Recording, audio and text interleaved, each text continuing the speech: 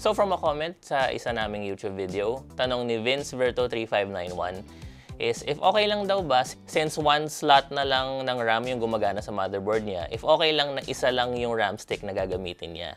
Hindi daw ba detrimental yun dun sa PC niya? And kailangan daw ba na laging dalawa yung RAM?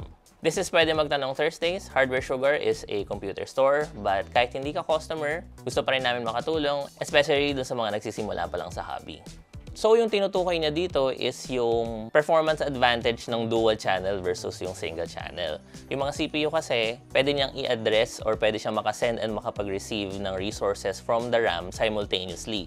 So kung dalawa yung RAM, mas mabilis yung magiging performance. However, kung wala ka na talagang choice, we do get yung mga cases na ganito na sira na yung slots ng motherboard. You can still use a single stick of RAM pa rin naman and it won't hurt yung PC mo. Yun nga lang, medyo bababa yung performance niya. But for basic use, like yung office work lang or basic home use, hindi magiging ganun ka-apparent yung pagbaba ng performance. However, kung may mga RAM slots na sa motherboard mo na hindi na gumagana, you can try cleaning yung slots mismo using a contact cleaner or you can send it to us for diagnostics.